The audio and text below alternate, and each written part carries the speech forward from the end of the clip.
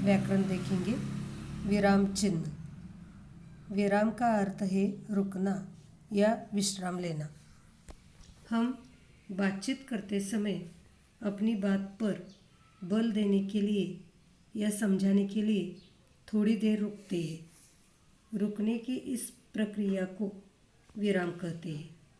लिखते समय इस प्रक्रिया के लिए कुछ निश्चित चिन्हों का प्रयोग किया जाता है जिन्हें विराम चिन्ह कहा जाता है।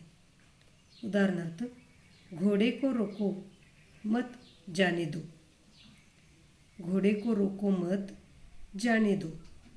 इन दोनों वाक्यों में अलग अलग स्थान पर विराम चिन्ह लगाने से इनका भाव एक जैसा नहीं रहा। विराम चिन्हों के अनेक प्रकार होते हैं। एक, पूर्ण विराम। इसका प्रयोग वाक्य के पूर्ण होने पर किया जाता है। जैसे, दूध बेचना ज्ञान सिंह का धंधा नहीं था। अल्प विराम। पढ़ते अथवा लिखते समय थोड़ी देर रुकने के लिए इसका प्रयोग किया जाता है। उदाहरण, अरे हाँ देखो, उमा से कह देना जरा करीने से आए। तीसरा, अर्धविराम। जहाँ अल्प विराम से कुछ अधिक देर रुकना हो वहाँ इसका प्रयोग किया जाता है। उदाहरणार्थ, सभा सोसाइटी में जाते हैं मगर चाहते हैं कि लड़की ज़्यादा पढ़ी लिखी न हो। चौथा, प्रश्नसूचक चिन्ह। जिस वाक्य में कोई प्रश्न आदि हो वहाँ इसका प्रयोग किया जाता है। उदाहरणार्थ, यह गाय क्या आप लोगों की है? पांचवा, योजक चिन्ह। दो शब्दों को जोड़ने के लिए इसका प्रयोग किया जाता है।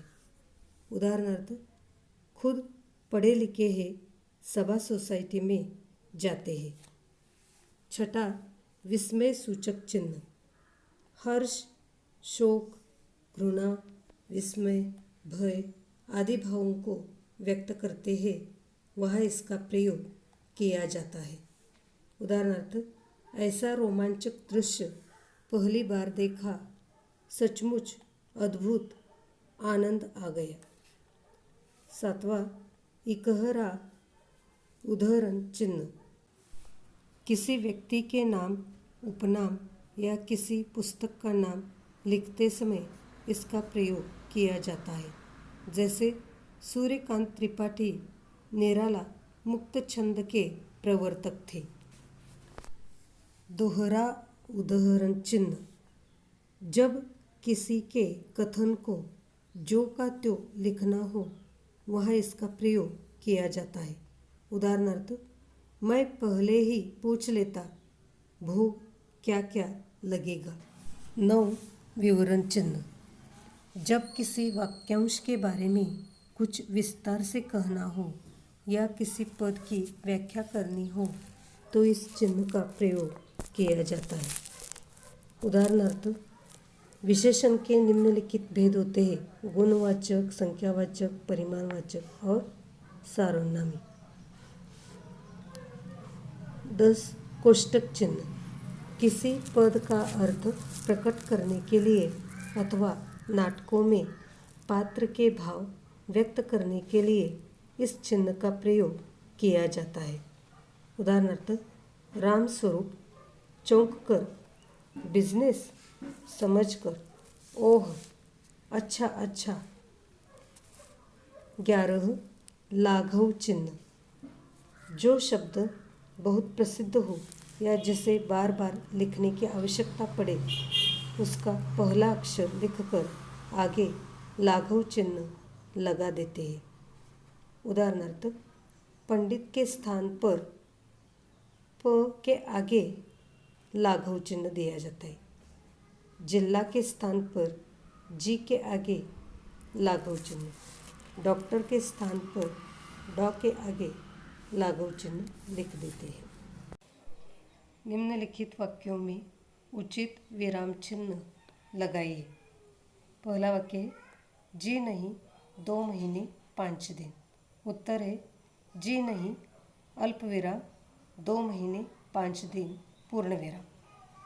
दूसरा वाक्य, अच्छा, और इतनी बड़ी बात तुम्हारी मालकिन ने मुझे बताई तक नहीं।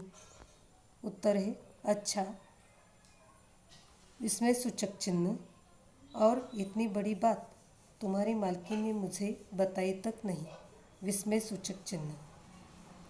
तीसरा सवाल, तो फिर तुम उनके घर के सामने सीटी बजाकर चौकसी करते हो कि नहीं। यहाँ पर दोहरा उदाहरण चिन्ह प्रारंभ में दिया है। तो फिर तुम उनके घर के सामने सीटी बजाकर चौकसी करते हो कि नहीं, अंत में प्रश्न चिन्ह और दोहरा उदाहरण चिन्ह पूर्ण दिया। चौथा वाक्य, हेमंत ने कहा, मैं बर्फ के क्यूब चूसूंगा।